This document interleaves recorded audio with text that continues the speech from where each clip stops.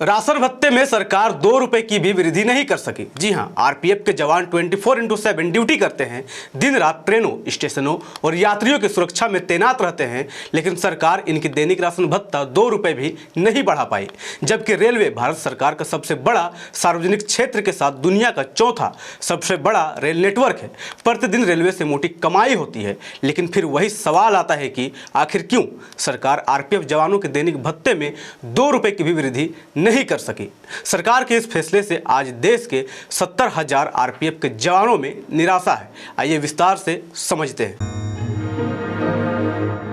जोहार, जय भीम, जय फुले, जय बिरसा, जय साहू, जय पेरियार, जय संविधान। देश भर में रेलवे परिसरों और ट्रेनों की सुरक्षा में तैनात रेलवे सुरक्षा बल के जवान इन दिनों अपने राशन भत्ते में हुई बेहद कम बढ़ोतरी को लेकर निराश हैं।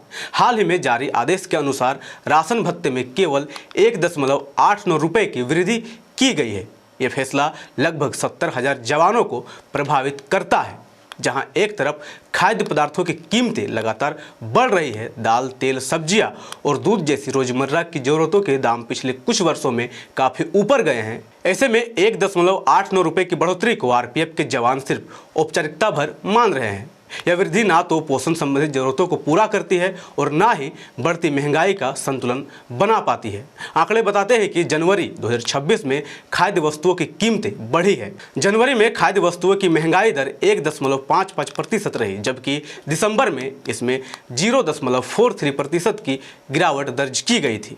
रेलवे की मोटी कमाई की हम बात आगे करेंगे, लेकिन उससे पहले जान लीजिए कि ये मामूली वृद्धि पिछले 5 वर्षों में हुई इनकी राशन वृद्धि में सबसे कम है। वित्तीय वर्ष 2021-22 में 9.67 रुपए की वृद्धि के साथ आरपीएफ जवानों की दैनिक राशन भत्ता 127.68 रुपए थी। इसी तरह 2022-23 में 8.74 रुपए की वृद्धि के साथ 136.43 रुपए, 2023-24 में 6.23 रुपए की वृद्धि के साथ 142.75 रुपए, 2024-25 में 7.29 रुपए की वृद्धि के साथ 150.04 रुपए और वित्तीय वर्ष 2025-26 में मात्र 1.89 रुपए की मामूली वृद्धि के साथ अब आरपीएफ जवानों की दैनिक राशन भत्ता 151.93 रुपए है। यह वृद्धि पिछले 5 साल में हुई वृद्धि में सबसे कम है। आरपीएफ के जवान 24/7 ड्यूटी, त्योहारों और आपात स्थितियों में भी तैनाती, भीड़ नियंत्रण और संवेदनशील मार्गों पर सुरक्षा जैसी जिम्मेदारियां निभाते हैं।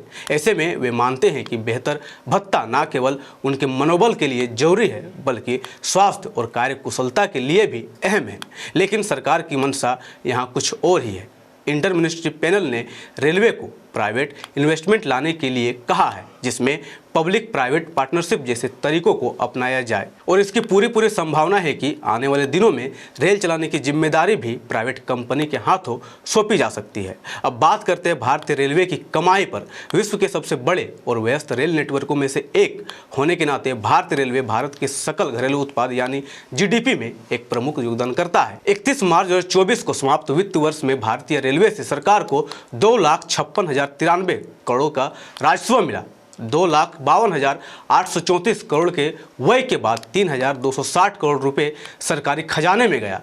रिपोर्ट्स के मुताबिक भारतीय रेलवे हर रोज 400 करोड़ रुपए की कमाई करता है। भारतीय रेलवे के लिए सबसे ज़्यादा कमाई करने का काम मालगाड़ी ट्रेनें करती है। हर महीने भारतीय रेलवे की आमदनी लगभग 12,000 करोड़ रुपए की है।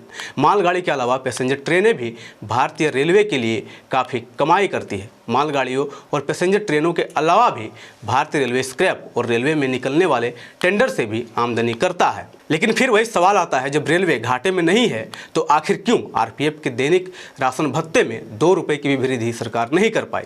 सवाल तो यह भी उठता है कि आखिर ऐसी क्या मजबूरी है कि रेलवे में प्राइवेट कंपनियों को घुसाने में सरकार इतना रुचि ले रही है, जबकि बामसेफ और मूल निवासी संघ समेत ऐसी कई संगठनें और राजनीतिक पार्टियां भी हैं जो लगातार निजीकरण का विरोध करते हुए देश के सार्वजनिक क्षेत्रों को पूर्ण रूप से राष्ट्रीयकरण करने की मांग कर रहे हैं। यह मुद्दा केवल मुनाफा या घाटा नहीं, बल्कि संसाधनों के न्यायपूर्ण वितरण, कर्मचारियों के सम्मान और सार्वजनिक हित की प्राथमिकता का है। यदि रेलवे देश की जीवन रेखा है तो उसके कर्मचारियों, विशेषकर सुरक्षा में लगे जवानों की बुनियादी जरूरतों पर संवेदनशील और पारदर्शी नीति आवश्यक है। जहां तक निजीकरण का प्रश्न है, सरकार का तर्क आमतौर पर दक्षता, निवेश और आधुनिक प्रबंधन लाने का होता है। वहीं दूसरी ओर कई सामाजिक संगठन और राजनीतिक दल यह मानते हैं कि सार्वजनिक क्षेत्र राष्ट्रीय संपत्ति है और इसका नियंत्रण राज्य के हाथों में होना चाहिए। इस पर आपकी राय क्या है, नीचे कमेंट करें। धन्यवाद। जय संविधान, जय लोकतंत्र, जय भीम, जय मूल निवासी। MNT न्यूज नेटवर्क को सब्सक्राइब करें, लाइक और फॉलो करना ना भूलें। साथ ही बेल आइकॉन दबाकर जन जागृति की मुहिम में जुड़े रहें।